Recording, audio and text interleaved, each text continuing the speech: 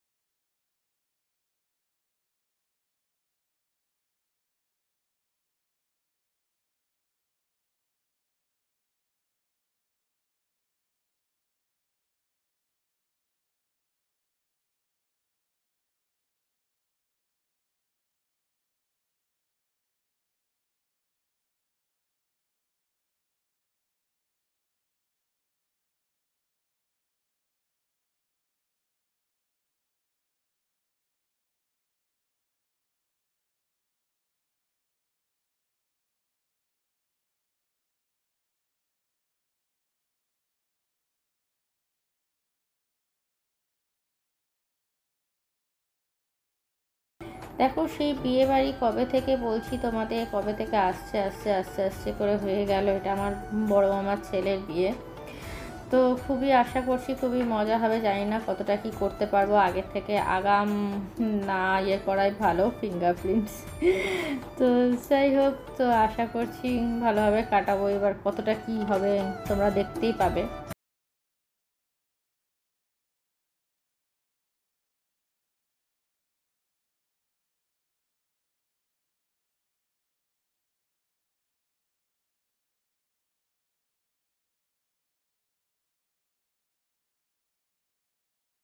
করছি এরপরে ভালো করে, মানে এটা ফুটে গেলে তারপরে মাছটা দিয়ে নামিয়ে দেবো।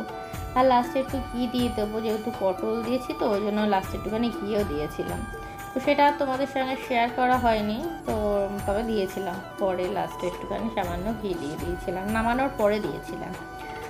পটলের তরকারিতে দেখবে একটুখানি ঘি দিলে ভালোই লাগে, তবে এটা মাছের ঝোল ছিল, তার মধ্যে আমি একটুখানি দিয়ে দিয়েছিলাম। তো ভালোই লাগছিল, খারাপ লাগছিল না। তো এবারে দেখো, একটু ঢাকা দিয়ে রেখে দিলাম, তাহলে আলু পটলটা ভালো করে সিদ্ধ হয়ে যাবে।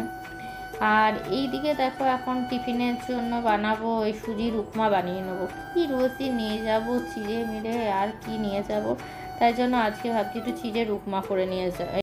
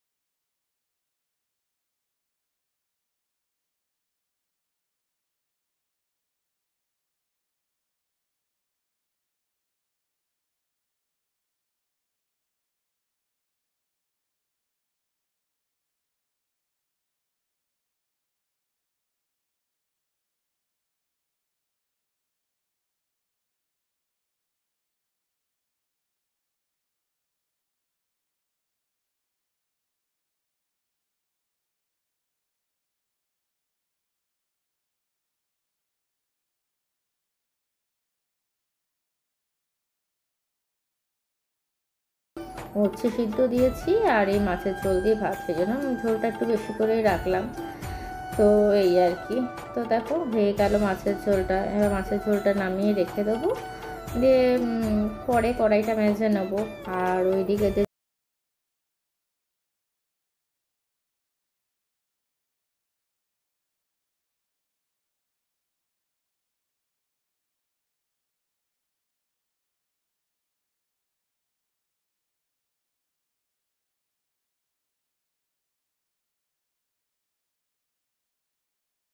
না, গাজরটা তো এমনি কেমন যেন মানে শুকিয়ে গেছিলো প্রায়, ওটাকেই দিয়েছি।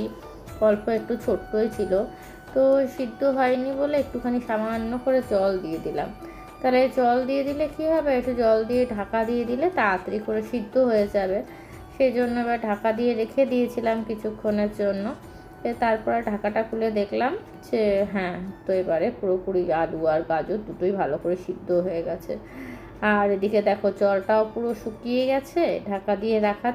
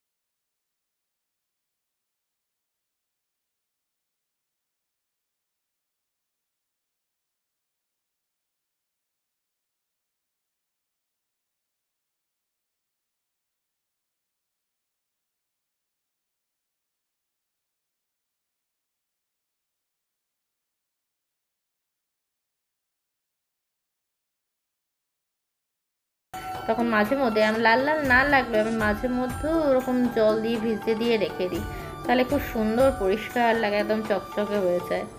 সেই জন্য আমি ওটাকে জল আগে ভিজে দিয়ে রেখে দিয়েছিলাম। এইবার দেখো সব বাসনগুলো রয়েছে, এবার বাসনগুলো যেগুলো আছে সেগুলোকে সব ধুয়ে নেবো। তার বেশি বাসন হয়নি, কারণ রান্না বান্না তো সেরকম বেশি কিছু করিনি। তো সেই জন্য